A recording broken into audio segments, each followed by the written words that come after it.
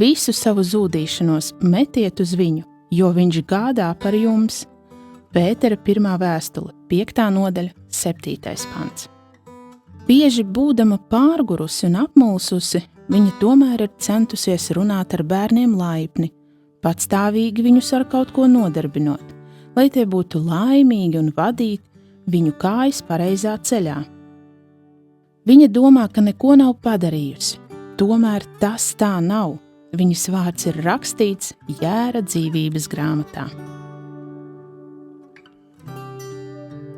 Ko debesu eņģelis pieraksta mums un par ko mūsu kungs ir priecīgs? Kad tu esi centies runāt laipni, īpaši brīžos, kad jūties pārguris, kad tu centies patstāvīgi atrast bērniem, kā viņu nodarbināt, lai viņi justos priecīgi, protams, arī mācot viņiem pašiem spēlēties individuāli. Kad tu vadi bērna kājas pareizajā ceļā, nepievarot acis viņa kļūdām. Mammu, neļaujies ienaidnieka domām, ka tu neko nedari, ka tu neiesaisties nekādā kalpošanā.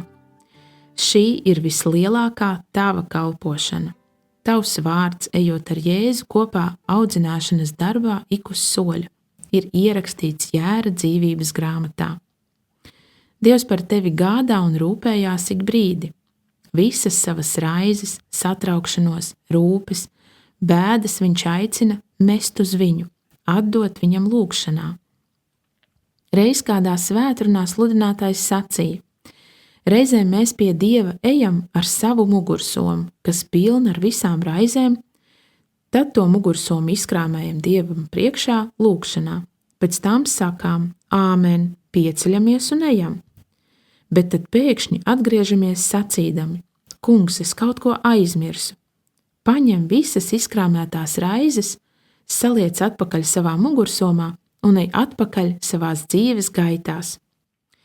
Dievs mūs neaicina tikai izkrāmēt, parādīt viņam mūsu nastas. Viņš aicina mūs tās mest pie viņa, un tad vairs pakaļ tām neiet. Kā to izdarīt? Lūgt, meklējot Bībeles apsolījumus par konkrēto situāciju, bēdu, lūgt, lai ilgi, līdz esam pārliecinātas, ka patiešām esam pārstājuši šīs nastas nest. Kad ejam ikdienā un domās, atkal uzmācās šīs raizes, satraukumi sacīt: šīs raizes vairs nav pie manis, tās es atstāju pie glābēja kājām. Kungs palīdzi man par to vairāk neuztraukties.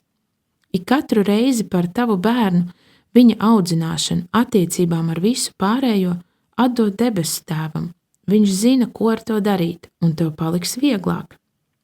Bet dzenieties pa priekšu pēc Dieva valstības un pēc viņa taisnības, tad jums visas šīs lietas taps piemestas. Mateja evaņģēlijs, 6. nodaļa, 33. pants. Šodien ar mums pārdomās dalās mamma Inguna. Ikdienā mēs sastopamies ar dažādiem izaicinājumiem, kā piemēram nogurumu.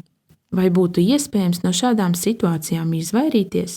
Vai esat dzirdējuši šo domu, ka mazāk ir vairāk? Šī ir atziņa, liekas ļoti vērtīga. Un tomēr, ja esmu nogurusi, apmulsusi, ļoti iedvesmo vārdi no rakstiem. Lēnprātīgais ir labāks nekā stiprais, un kas sevi pašu valda, labāks nekā kas pilsētu ieņem. Salamana pamācības 16. nodaļa, 32. pants. Saglabājot mieru, mēs paliekam Kristū, un Kristū jūtamies labāk. Kam mēs gribētu, lai mūsu bērni līdzinātos? Kādā vidē tad viņi aug?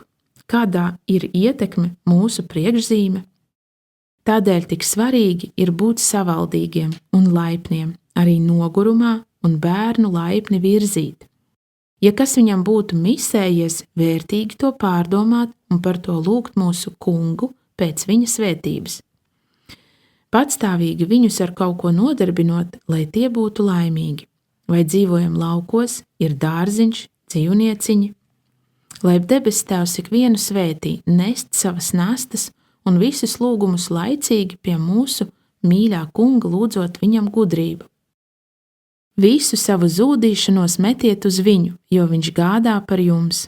1. Pētera vēstule, 5. nodaļa, 7. pants.